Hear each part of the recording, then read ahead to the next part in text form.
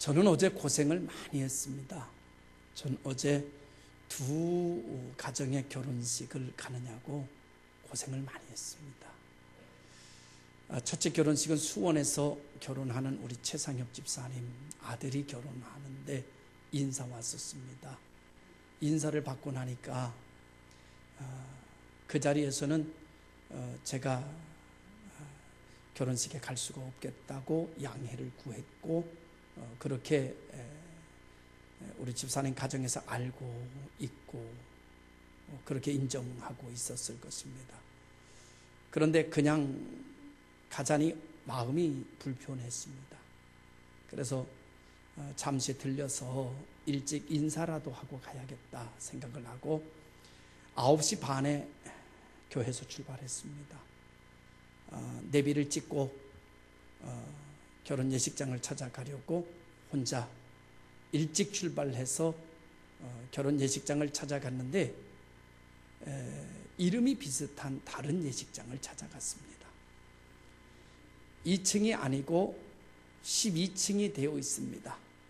그래서 청첩장이 잘못됐다고 생각을 하고 아내에게 2층이 아니라 12층으로 오세요 이렇게 문자를 보내고 12층으로 올라갔습니다. 일찍 왔기 때문에 혼주 측이 아무도 오지 않았다고 생각을 하고 소파에 앉아서 조금 기다리고 있는데 아무래도 느낌이 이상해서 시간대로 써 있는 신랑들의 이름을 가서 찾아보니까 우리 신랑이 없는 거예요. 이상하다 생각해서 이 예식장이 맞느냐고 얘기를 하니까 아니랍니다. 그래서 어디 있느냐고 물어보니까 모른답니다. 그래서 불이 나게 내려와 다시 차를 빼가지고 내비게이션에다가 다시 치는데 급하니까 이것도 잘 안 쳐져요. 주소를 다 치니까는 요즘 내비게이션은 주소를 다 치니까 안 돼요. 동만 치니까 안 돼요. 안 되고 안 되다 보니까 화가 나기를 시작을 해요. 간신히 내비를 찍고 이 내비 하나 가지고는 확실하지 않으니까 가지고 있는 핸드폰 내비도 키자. 그래서 핸드폰 내비까지 띄웠습니다. 2개를 띄워놓고 내비를 통해서 찾아가는데 유턴하래요. 그래서 유턴해서 갔더니 다시 유턴하래요. 몇 번을 돌다 보니까 사람이 돌겠더라고요. 시간은 점점 좀 다와가는데 시간은 벌써 여기 결혼식은 11시고 서울 성균관대 결혼식은 12시인데 시간은 이미 10시를 넘었고 11시가 다 되어져 가고 있습니다. 그런데도 내비는 나를 돌리고 돌려댑니다. 시간이 다 되면서 결혼 예식장을 찾지 못하자 속에는 급해지기 시작하고 화가 치밀어 오르기를 시작했습니다. 제일 먼저 화가 나니까 누구를 탓하기 시작하는가 하면 차는 이따위로 만들어가지고 현대가 만들려면 차를 제대로 만들고 내비도 제대로 된 걸 껴줘야지. 에휴, 이거는 그냥 부숴버리고 싶다 생각이 막 듭니다. 그래도 그 내비를 찾아가지고 자꾸 가는데 자꾸 내비가 엉뚱한 데로 가서 가보니까 또 K 뭔데 다른 데예요. 도저히 시간이 안 되겠다 싶어서 막 돌리고 돌려서 한참 돌다 나도 돌고 차도 돌고 내비도 돌고 다 돌았습니다. 그래가지고 막 화가 나가지고 견딜 수가 없는 거예요. 약이 올라가지고요. 화성성으로 왔다가 다시 저쪽 터미널 쪽으로 갔다가 이쪽으로 너무너무 속이 상한 거예요. 답을 말하면 내비도 잘못이 아니고 다 잘못이 아니라 내가 잘못입니다. 그런데 내 잘못처럼 여겨지지 않는 거예요. 내비게이션이 돌았나?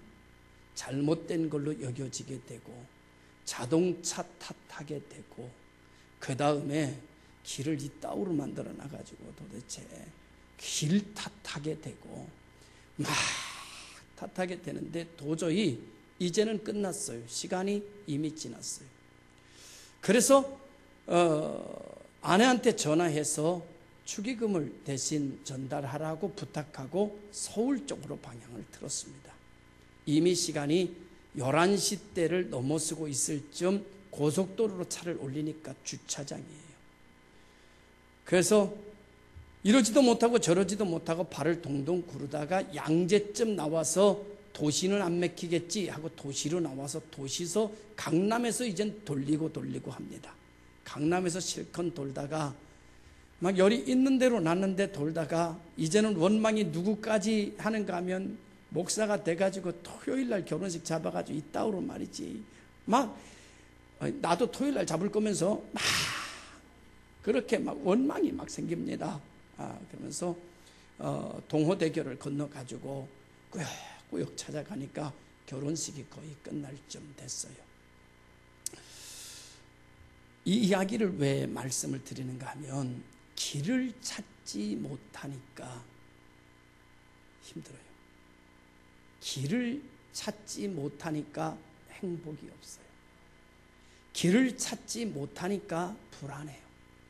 길을 찾지 못하니까 정상적으로 생각할 수가 없어요. 한참 지나고 난 이후에서야 이 생각을 합니다. 길을 찾지 못한 인생이 행복할 수가 없겠구나 라는 생각을 먹게 됩니다. 벤츠를 타고 있어도 길을 찾지 못한 사람은 행복하지 않을 것 같다. 아무리 좋은 옷을 입고 있어도 길을 찾지 못한 사람은 기쁘지 않는다. 그거를 깨닫게 되면서 이런 생각을 합니다. 오늘 하나님께서 나에게 이것을 깨닫게 하시기 위해서 이와 같이 고생하게 하셨나 보다 라고 생각을 하면서 이 말씀을 여러분들에게 준비하여 전하게 된 것입니다. 길을 찾아야 합니다. 길을 찾았으면 고무신을 신고 가도 다리에 힘이 있고 얼굴에 미소가 있고, 길을 잃어버렸으면 벤츠를 탔어도 불안하고 초조하고 행복하지 않습니다. 그러므로 길을 찾은 인생은 초막이나 궁궐이나 하나님 나라가 되고, 길을 찾지 못한 사람은 고대 광실 높은 집에 살아도 지옥과 같은 삶을 살게 되고, 그 지옥은 자기 탓하는 지옥이 아니라 남의 탓하고 조상 탓하는 지옥으로 바뀌어지게 됩니다. 제가 차를 만들려면 제대로 만들지, 이따위로 차를 만들어가지고 내비도 요상한 걸 달아놔가지고 이게 이대로 말이지 사람을 갖다가 고생을 시키나, 막 이렇게 원망이 됩니다. 그래서 길을 찾지 못한 사람은 원망적 삶을 살겠구나, 불평적 삶을 살겠구나, 싸움이 나겠구나 라는 생각을 하게 됩니다. 길을 찾아야 됩니다.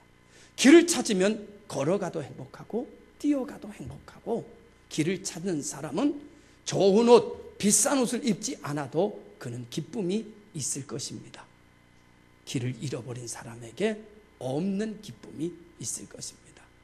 사랑하는 성도 여러분, 저는 어렸을 때 길을 잃어버린 경험이 있습니다. 저는 어머니를 쫓아서 친척 결혼식에 올라왔습니다.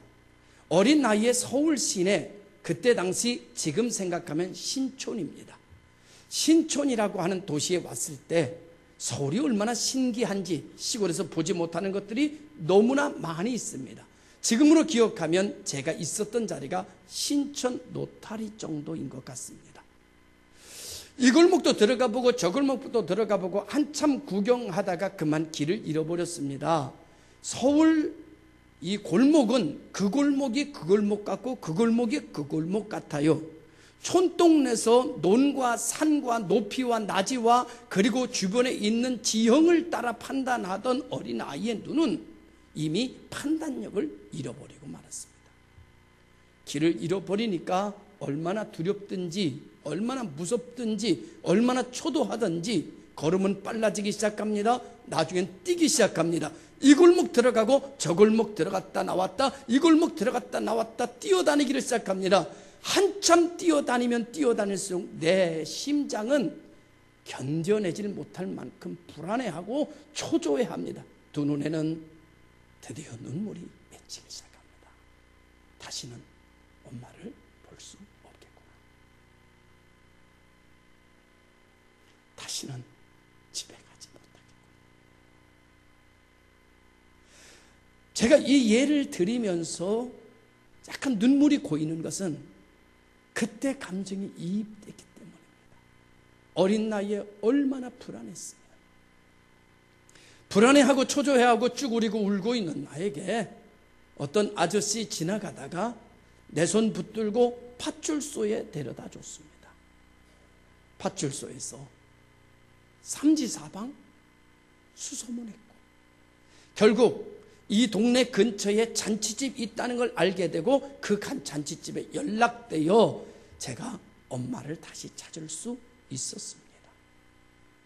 그때 생각만 하면 아직도 어렸을 때 초등학교도 들어가기 전에 사건임에도 불구하고 얼마나 놀랬던지, 지금도 어디 가면 저는 화장실이 어디 있는지, 비상구가 어디 있는지, 길이 어디를 보고 찾아가야 되는지부터 확인하는 습관이 들어있습니다. 그래서 어느 지형을 갈 때 제 말 들으면 거의 틀리지 않습니다. 한번 가본 곳은 거의 잘 찾아갑니다. 왜냐고 하면 지형을 익혀놓기 때문입니다. 어디에 가면 복덕방이 있고 어디에 가면 뭐가 있다는 것을 꼭 숙지하고 가기 때문입니다. 그렇기 때문에 한번 간 곳은 거의 잃어버리지 않습니다. 길을 찾아야 합니다. 길을 찾으셨습니까? 길을 찾지 못한 사람에게는 돈도 필요 없고 명예도 필요 없고 권력도 필요 없고 지식도 필요 없습니다. 가장 중요한 것은 길을 찾아야 됩니다. 길을 일단 찾아야, 길 위에 서야, 그래야 그 다음에 모든 것이 의미를 갖게 됩니다. 길을 잃어버린 인생은 싸우며 살고, 분노하며 살고, 남의 탓하며 살고, 슬퍼하고 긴장하고 수군수군하며 살아갈 수밖에 없습니다. 그래서 성경은 로마서 1장에 말하기를 하나님 앞에 돌아가는 길을 잃어버린 자의 인생이 어떤 인생인지에 대하여 아주 잘 그려 기록하고 있는 모습을 보게 됩니다. 당신은 무엇을 타고 계신가요? 당신은 어떤 옷을 입고 계신가요? 당신은 어느 집에 살고 계신가요? 그러나 당신이 길을 찾지 못했다면 그것이 길을 대신해 줄 수는 없습니다. 당신의 돈이 당신의 길을 대신해 줄 수 없고, 당신의 학위가 당신의 길을 대신해 줄 수 없고, 당신이 타고 있는 좋은 승용차가 당신의 영생 얻는 길을 대신해 줄 수가 없습니다. 길은 오직 하나, 하나님께 돌아가는 길, 그 길은 오직 한 길밖에 없다고 성경은 우리에게 이야기해 주고 있습니다. 기독교를 일컬어 구원의 종교라고 말합니다. 일반적인 종교들도 구원을 말하지만 그것은 일반적으로 속세 안에서의 구원을 말하고 있습니다. 기독교의 구원은 속세 안에서의 구원을 이야기하지만 그 구원은 죽음 이후의 세계까지 연결되는 구원으로 이야기해주고 있습니다. 그래서 기독교의 구원을 산 소망이다라고 말씀합니다. 이 구원은 어디서 이루어지는가 하면은 주님께서 이 땅에 우리에게 오셔서 십자가에 달려 죽고 우리를 예수 그리스도의 의로 다시 만드심으로 말미암아 내가 곧 길이요 내가 곧 진리요 내가 생명이다라고 말씀하심으로 천하인간에 다른 이름을 주신 일이 없다고 사도행전은 그렇게 못 박아 기록하고 있습니다. 예수 그리스도가 우리의 생명이고 예수 그리스도가 우리의 의입니다. 그래서 우리가 하나님께로 돌아가려고 하면 반드시 예수 그리스도의 의를 가지고 가야지 죄를 가지고 가면 하나님께 통하지가 않는다고 성경은 이야기해 주고 있습니다. 그래서 히브리서 11장을 보면 선진들이 이로써 증거를 얻었다고 하면서 그 이유에 대하여 예수 그리스도의 의를 믿어 구원 얻은 자의 믿음을 이야기하고 있습니다. 그 믿음을 이야기하면서 거기에서는 우리의 신앙의 선조들 한 3-4명을 이야기합니다. 그 사람이 노아요, 아브라함이요, 그 사람이 에녹이라고 하는 사람으로 이야기하는데, 이 모든 사람은 바랄 수 없는 중에 바라고 기댈 수 없는 중에 기댔는데, 어떻게 바랄 수 없는 중에 바라고 기댈 수 없는 중에 기댔느냐? 그것이 바로 믿음이 있었기 때문이다. 어떤 믿음? 하나님에 대한 믿음이 있었기 때문이다. 그들은 이 믿음을 가지고 인생을 만들었고, 이 믿음을 가지고 증거를 얻었다. 그들의 세계는 믿음의 세계였다라고 말하면서 이어서 뭐라고 말하는가 하면, 그럼에도 불구하고 그들은 믿음으로 만들어진 세계에 영원히 거할 것으로 여기지 아니하고, 그들은 그들 스스로에게 본향이 있음을 알고 있었다. 그래서 그들은 약속의 땅에 살면서 그 땅에 사는 자신의 삶이 나그네인 것을 고백했다. 이렇게 말합니다. 나그네인 것을 고백했다. 그래서 그들이 사는 삶의 현장에 그들은 세속적인 삶에다 집중하기보다는 믿음으로 하나님의 말씀과 하나님의 언약에 순종하고 그의 뜻을 이루는 일에 그들은 힘을 다했고 뜻을 다했고 정성을 다했고 목숨을 다했다. 왜? 그들은 앞으로 영원히 살 것을 알았고, 영원히 사는 것은 하나님 품 안임을 알았기 때문에 그들은 하나님의 뜻을 행하는 세상으로 여겼더라. 그래서 이 세상은 잠시 있다 없어질 것으로 여겼다. 이렇게 히브리서 11장은 우리에게 이야기해주고 있습니다. 인간의 존재에 대하여 하나님의 창조를 믿는 사람은, 하나님이 인간을 지으셨는데 육신을 흙으로 지으시고 그 코에 생기를 불어넣으시니 생명이 되었다는 것을 압니다.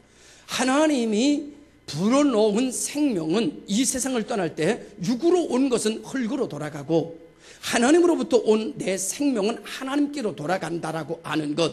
그래서 우리의 인생이 2가지의 나라고 하는 존재가 존재하는데, 하나는 땅으로부터 혈통으로나 육적으로 사람으로부터 난 나, 땅에 속한 내가 있고, 또 하나는 예수 그리스도의 보혈을 통하여 하나님으로부터 난 내가 있는데, 우리의 생명은 하나님으로부터 난 생명은 하나님께로 돌아간다. 이렇게 얘기하고 있습니다. 그러므로 하나님의 의로 하나님의 뜻으로 말미암은 자로 살아가는, 다시 말하면 오늘 성경으로 말하면 길을 찾은 자로 하나님의 의의 길로 살아가는 자에게는 자기가 이곳이 영원한 것이 아니라 본향이 있다는 것을 아는데, 그 본향은 우리는 지금 땅에 살면서 살아가지만 어디로 가요? 하나님께로 가고 있다. 인생이 하나님께로 가는 겁니다. 하나님을 향하고 있는 것입니다. 이것이 나의 본향인 것을 압니다. 왜? 나는 하나님으로부터 왔으니까 하나님께로 간다. 그러나 아직까지 길을 찾지 못한 사람들은 땅으로부터 왔기에 땅으로부터 갑니다. 그 땅으로부터 온 것은 사망의 권세요, 멸망의 권세입니다. 그러므로 오늘 성경은 이렇게 말합니다. 마지막 때에 이 세상에서 티끌과 같이 자는 자들이 살아나는 때가 오는데, 이때가 되면 어떤 자는 영생의 부활로 살아나는 자가 있고, 어떤 자는 부끄러움의 부활로 살아나는 자가 있을 것이다. 이렇게 말합니다. 영생의 부활, 오늘 우리가 믿음으로 사는 자, 하나님의 뜻대로 그의 부르심을 받아 그의 부르심을 따라가는 자, 내 뜻대로 사는 것이 아니라 하나님이 정하여 놓으신 언약에 의하여 살아가는 자, 예수 그리스도를 나의 구주로 인정하고 하나님이 나의 주인격으로 높이면서, 그러면서 내가 사는 것이 아니라 내 안에 그리스도가 살아가는 것이며, 시작을 나로부터 출발하는 것이 아니라 하나님의 섭리로부터 출발하며 세상을 조명하고 그 세상 안에서 하나님을 높이며 살아가는 자, 하나님께서 말세에 이 세상의 사람의 힘으로 이길 수 없는 환난의 때가 오는데, 그때는 천사장 미가엘이 환난을 일으키는 때가 오는데, 그때 하나님이 하나님의 생명책에 기록된 자는 구원하실 것이다 라고 말합니다. 하나님의 생명책은 어떻게 구원하느냐, 어떻게 기록되느냐? 예수 그리스도의 의를 붙잡은 자를 생명책에 기록한다는 약속입니다. 성경의 첫 번째 약속은 하나님의 언약을 어기면 너희가 정령 죽으리라고 하는 약속을 주셨고, 그 약속과 더불어 두 번째에 짝을 맞춰서 주신 약속은 하나님이 세상을 이처럼 사랑하사 독생자를 주셨으니 이는 저를 믿는 자마다 멸망치 않고 영생을 얻는다라고 하는 약속으로 짝을 맞춰 주셨으므로, 하나님의 명령을 어긴 자로 인하여 죄에 속하고 멸망에 속하여 죽은 자가 되었고, 하나님의 말씀에 따라 예수 그리스도를 영접하고 나의 구주로 영접하고 그의 의를 의지하여 살아가는 사람을 하나님은 거듭났다고 하시면서 너는 오늘날 내가 너를 낳았도다, 시편 2편의 말씀처럼 우리에게 말씀하고 있는 것입니다. 하나님의 의를 따라가는 자, 하나님께서 내가 너와 함께 할 것이다, 두려워하지 말라, 나는 너의 하나님이 될 것이다 라고 말씀하시므로, 이런 자들을 다시 살릴 때 부활, 영생의 부활로, 영광의 부활로 다시 살리시는 역사가 일어나게 되는 것을 성경은 이야기하고 있습니다. 그래서 우리들의 신앙 선조들은 우리들의 삶을 자체를 어떻게 이야기했는가 하면 나그네다 라고 하는 뜻으로 자기의 삶을 표현했습니다. 나그네는 나그네처럼 살아야 나그네입니다. 나그네가 주인처럼 살면 나그네가 아닙니다. 나그네가 주인처럼 사는 것은 욕심입니다. 나그네는 나그네 같아야 됩니다. 주인은 주인 같아야 됩니다. 그래야지만 이것이 정상적인 사람들의 모습입니다. 가끔 여행을 갑니다. 호텔에 들어갔더니 호텔 침대가 마음에 들지 않습니다. 좋은 가구점에 들렸습니다. 제가 카드로 계산하면서 H 호텔에 몇 호실에 그 침대 좀 바꿔주세요. 그리고 카드로 계산하고 침대를 바꿨습니다. 들어가 보니까 거기 영 실내 인테리어가 마음에 들지 않습니다. 인테리어 업자를 만나서 그 호텔 406호실에 인테리어 좀 다시 해주세요. 그리고 계산했습니다. 그럼 그곳에 내가 며칠 머무를 것인가 하면 이틀 머무를 것입니다. 이틀 머무를 호텔에 에어컨을 갈고 침대를 바꾸고 밑에 장판을 다시 바꾸고 도배를 다시 하는 여행객이라고 한다면 여러분에게 묻습니다. 정상입니까? 비정상입니까?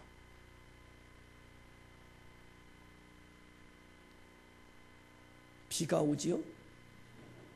비정상입니다. 우리는 그런 사람들을 일컬어 정상이라고 말하지 않습니다. 그런데 우리는 세상을 나그네라고 말하면서도 이 세상을 꼭 영원히 있을 것처럼 이 세상에 집착하고 이 세상에 소속되어 이 세상에 묻혀버리고 맙니다.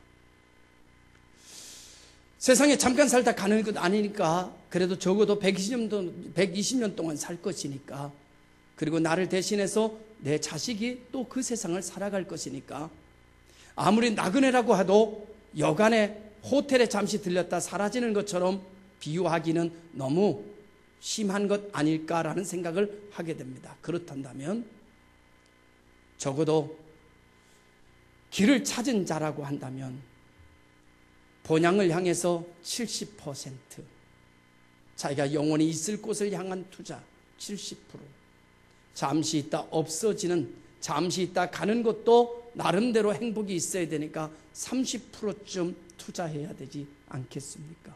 이것이 정상이겠죠. 근데 반대로 세상의 70%, 80%, 하나님 나라의 20%, 10%만 투자하며 살아간다면 그것은 아무래도 진짜 지금까지 이야기한 논리로 본다면 그 사람은 정상이 아니라는 결론이 나게 되는 겁니다. 이 말은 다른 말로 말하면 길을 찾은 것 같으나 길을 찾지 못한 자라고 볼 수 있고, 믿는다고 하나 사실은 인격적인 하나님을 믿지 못하는 자라고 말할 수 있고, 내가 죽고 예수 그리스도가 나에게서 산다라고 말하지만 사실은 예수 그리스도가 죽고 내가 사는 자로 표현할 수밖에 없는 신앙이 아니겠는가라는 생각을 할 수밖에 없는 것이죠. 그래서 불안합니다. 그래서 초조합니다. 그래서 주님이 오라고 할 때 쉽게 떠날 수가 없는 거지요. 왜냐고 하면 내가 갈 곳에는 해놓은 게 없고 떠날 곳에 해놓은 게 너무 많아서 이불 호청을 잡아 땡기며 찢어가는 거죠. 이것을 성경에서 아주 잘 표현한 성경이 있습니다. 그것이 로세초입니다. 소돔과 고모라 성에 불비가 내려서 멸망을 당할 때 롯에 쳐 뒤돌아보지 말라고 하는데 뒤돌아보지 않을 수가 없었습니다. 왜냐고 하면 자기의 인생 전부를 유황비 내리는 그곳에 쏟아놓고 왔기 때문입니다. 그런 사람은 뒤를 돌아다보지 않을 수가 없습니다. 사람의 인생은요, 결심으로 되는 것 같지만 결심으로 되는 게 아닙니다. 마음 먹은 대로 되는 것 같지만 마음 먹은 대로 되는 것이 아닙니다. 시작은 마음 먹은 대로입니다. 시작은 결심으로입니다. 그러나 나중은 뿌린 대로입니다. 시작은 마음대로입니다. 생각대로입니다. 결심대로입니다. 그러나 나중은 결심대로가 아니라 뿌린 대로입니다. 아셔야 합니다. 자기가 어떻게 살았느냐가 나중에 심판 때는 그게 중요한 것이지 내 마음이 어떠냐가 중요한 것은 아닙니다. 당신의 마음이 필요한 시간은 지금입니다. 당신의 생각이 귀한 것은 지금입니다. 하나님의 심판 때, 마지막 환난의 때 하나님이 구원 얻을 자와 구원 얻지 못할 자를 구분할 때 당신의 마음과 당신의 생각은 의미가 없습니다. 당신이 뿌린 대로, 거둔 대로입니다. 오늘 성경은 환난의 때를 이야기하면서 생명책을 이야기하고 그 다음에 구원에 대하여 이야기합니다. 지금은 마음으로 믿어 의에 이르고 입으로 시인하여 구원을 얻습니다. 그러나 마지막 주님의 심판의 때에 이르면 마음으로 믿어 의에 이르고 입으로 시인하여 구원을 얻는 것이 아니라 당신의 삶을 가지고 하나님 앞에 서야 되는 것입니다. 오늘 성경은 이렇게 말합니다. 마음으로 믿어 의에 이르고 마음으로 믿어 의에 이른 자는 입으로 시인한다. 입으로 시인하는 자는 행동이 바뀐다. 그래서 열매가 달라진다. 하나님은 요한복음에 이렇게 말씀하고 있습니다. 아름다운 열매를 맺지 못하는 나무마다 찍어 불에 던지운다. 시작은 마음으로 시작할 수 있습니다. 생각으로 시작할 수 있습니다. 입으로 시인할 수 있습니다. 그러나 심판 때에는 마음으로 심판받는 게 아닙니다. 열매로 심판받는. 아시죠? 열매로 심판받는다는 거. 우리는 아무 일도 하지 않고 아무렇게나 살면서 내가 예수를 믿으니까, 내가 예수를 아니까 구원에 대해서 문제 없다고 생각하며 살아가는 것 같습니다. 성경의 깊은 진리를 깨달으면 깨달을수록 그 믿음이 살아있는 믿음이고 그 고백이 진실된 고백이라면 삶의 열매가 맺혀야 진짜입니다. 그러니까 믿음으로 의에 이르고 입으로 시인하여 구원에 얻는다는 말이 맞는 말입니다. 송경간대에서 결혼식하는 결혼식에 가까스로 도착했습니다. 결혼식을 끝나고 한 친구 목사님 몇 분이서 차 한잔 하자고 해서 차 한잔 마시러 커피숍을 갔습니다. 카페를. 차 한 잔을 쭉 마시면서 이야기하는데 친구 목사님 한 분이 분당에 있는 모 교회로 부임하기로 됐다고 그래요. 잘 됐다. 목사님 잘 됐네. 잘 됐다.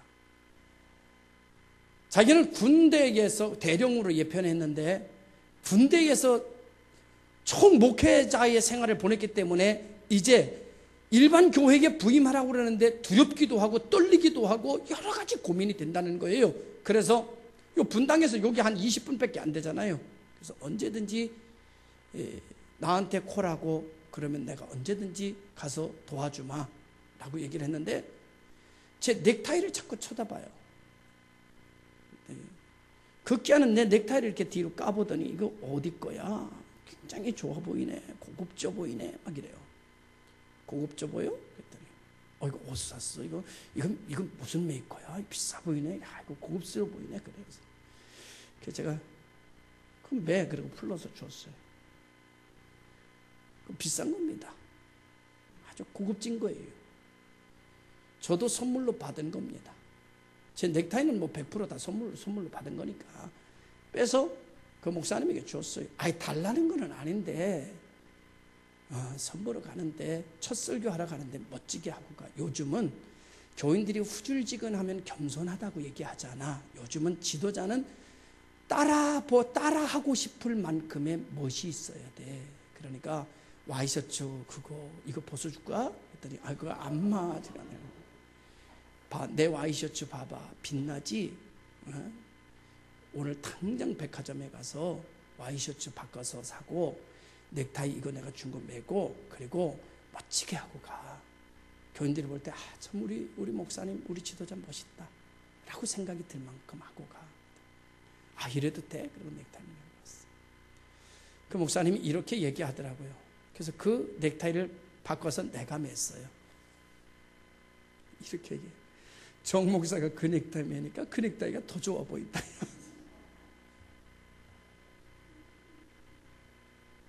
근데 그 넥타이는 멜 만한 넥타이가 아니에요. 그래서 가지고 오다가 버렸어요. 왜냐면 멜 만한 넥타이가 아니니까. 그래서 다른 목사님 태우고 오다가 내리는 데서 이거 주면서 이거 나한테 매라는 거 아니죠? 그래서 내가 매라는 거 아니고 가져가다가 좀 버리라는 얘기야. 내가 뭐 가져가서 버리긴 뭐하니까. 사랑하는 성도 여러분, 정말 우리가 이 세상을 살면서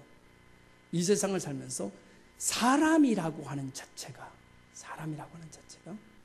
굉장히 소중한데, 길을 찾지 못한 사람은 세상에 매이게끔 돼 있어요. 그래서 아무것도 나눌 수가 없어요. 저는 남에게 이렇게 마음으로 진심으로 내 것을 주는 것이 쉽지 않았어요. 왜냐하면 나는 너무나 가난하게 살았거든요. 그런데 어느 날부터 나는 남에게 후해지기 시작했어요. 왜냐고 하면 내가 오늘의 나 된 것이 하나님의 은혜인 것을 알게 됐거든요. 그때부터 나는 다른 사람에게 후하고 나에게 짜지기를 시작했습니다. 그리스도인은 다른 사람에게 후해지고 자기에게는 인색한 거예요. 이것이 그리스도인이에요. 보니까 자기에게 후하고 남에게 인색한 사람을 보니까 세상이더라고요. 제가 그랬습니다. 그런데 남에게 후하고 자기에게 인색하게 살 수 있는 사람이, 길을 찾은 사람은 그렇게 되더라고요. 사랑하는 성도 여러분, 길을 찾으셨습니까? 당신이 영원성을 가지고 영원히 살 곳은 어딘가요? 바로 그곳에 투자하시기 바랍니다. 그곳에 헌신하시기 바랍니다. 자기 자신에 대하여 투자하고 자기 자신에 대하여 풍요롭게 사는 것을 목적으로 삼지 말고 하나님의 언약과 하나님의 뜻을 이루는 일에 당신에게는 적게 쓰고 하나님의 일에는 많이 쓰는, 하나님의 백성들을 섬기고 하나님의 백성들을 먹이고 하나님의 백성들을 즐겁게 하는 일에 여러분들의 마음이 열려지시기를 주님의 이름으로 축원합니다. 저는 아까 이야기했다시피 저는 길을 잃어버렸던 경험이 있는 사람입니다. 길을 잃어버려서 울고 있을 때, 그때의 그 어떤 난모를, 이름도 모르는, 지금은 얼굴도 생각나지 아니하는 그 아저씨가 나를 팥줄수로 데려다 주지 않았더라면 나는 지금 어떻게 되었을까? 여러분, 이런 거지요. 여러분이 정말 길을 찾았다면, 여러분들이 정말 하나님으로부터 오고 하나님으로부터 가고 있다고 믿는다면 그 길을 찾지 못한 사람을 지나치지 마십시오. 길을 찾지 못해 불안해하고, 길을 찾지 못해 울고 있고, 길을 찾지 못해 화를 내며, 길을 찾지 못해 술주정뱅이가 되고, 길을 찾지 못해 마약을 찾아 헤매고, 길을 찾지 못해 죽음을 생각하는 이들을 지나치지 마십시오. 그들의 손을 잡아 여기에 길이 있음을 알려주고 그들을 안내해 준다면 그들은 변하여 새 사람이 되어질 것입니다. 성경은 이런 이들을 하늘의 별과 같이 빛나게 할 거라고 언약 보증해 주고 있는 게 오늘의 본문의 말씀입니다. 한 번 더 얘기해서 이렇게 비유해 보죠. 한 아이가 엄마를 잃어버려서 울고 있습니다. 그런데 그 엄마가 저쪽 골목 저쪽에 있다는 것을 나는 압니다. 그런데 그 아이가 울고 있는데, 엄마를 찾지 못해 울고 있는데, 엄마를 잃어버려서 울고 있는데, 내가 엄마 있는 것을 알고 있으면서 내가 바쁘다는 이유로 또는 이런저런 이유로 내가 그 울고 있는 아이를 그냥 지나쳐 버린다면 그 사람은 나쁜 사람인가요? 좋은 사람인가요? 다시 한번 묻습니다. 그 사람은 나쁜 사람이에요? 좋은 사람이에요? 성경은 이것을 도적 맞은 나그네로 비유하고 있습니다. 강도 맞은 인생으로 비유하고 있습니다. 레위인도 그냥 지나가고 서기관도 그냥 지나가고 다 자기의 앞가린 자기의 욕심, 자기의 문제 해결하기에 급급하여 그냥 지나갔는데 여행하던 사마리아 여인이 그를 돌봐줬다고 이야기하고 있습니다. 그러면서 이렇게 말합니다. 누가 강도 만난 자의 이웃이겠느냐. 길을 찾은 여러분, 당신이 이웃이 되어주지 않으면 그는 영원히 불안한 가운데서 길을 찾지 못한 채 울다가 그는 인생이 끝나버리고 말 것입니다. 당신이 좋은 그리스도인이 되어주십시오. 당신의 주변의 사람들에게 참 그리스도인, 좋은 그리스도인, 당신이 찾은 길을 그들도 찾을 수 있도록 안내해주는 덕이 있는 그리스도인이 되어주십시오. 울고 있고 부부간의 갈등이 일어나 길을 찾지 못해 부부간의 갈등이 일어나 이혼지경이 되고 주변의 사람들이 갈등이 일어나 아우성치고 조상 탓을 하며 조상의 묘지를 파헤치는 그들에게 묘지를 파헤친다고 해서 길이 있겠습니까? 이혼한다고 길이 있겠습니까? 그런 자들에게 당신이 길을 가르쳐 주십시오. 그렇게 몸부림치고 있는 자를 그냥 길을 알고 있으면서 지나친다면 여러분은 나쁜 분들입니다. 그런데 원래 나쁘다고 말할 때는 분이라는 단어를 붙이지 않습니다. 나쁘다 말할 때는 놈자를 붙입니다. 만약에 울고 있는데, 길을 알고 있는데, 영생을 알고 있는데, 여기가 전부인 줄, 여기가 전부가 아니라는 걸 알고 있는데 그걸 모르기에 막 에어컨 들여오고 여간에다가 막 침대 바꾸는 사람이 있다면 가르쳐 주십시오. 하루만 묵으면 당신 딴 데로 가야 된다는 거. 그럼에도 불구하고 그가 하는 행동을 그냥 보고 있다면 당신은 나쁜 어른입니다. 제가 굳이 놈이라고 어떻게 하겠습니까? 스스로 여러분들이 나쁜 여자입니다.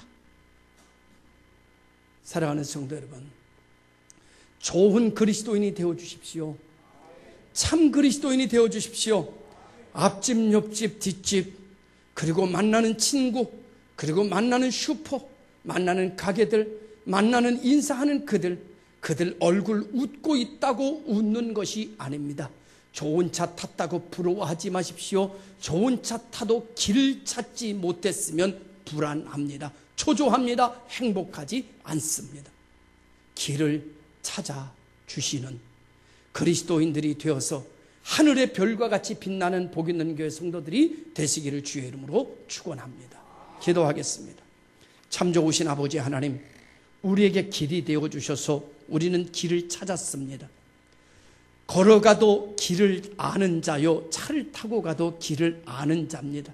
그러나 길을 찾지 못한 사람, 죄 가운데 빠진 사람, 어둠 속에 던져진 사람은 벤츠를 타도 거기에 행복 없고 고래등 같은 고대강실 높은 집에 살아도 행복 없습니다.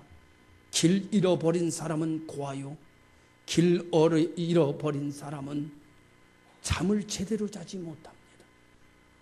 길 찾은 우리, 예수님 이 길, 본향 가는 길, 구원받는 길, 자녀 되는 길, 영생 얻는 길, 하늘의 별같이 빛나는 길, 주여 우리가 좋은 그리스도인 되게 해 주시옵소서. 예수님의 이름으로 기도드리옵나이다. 아멘.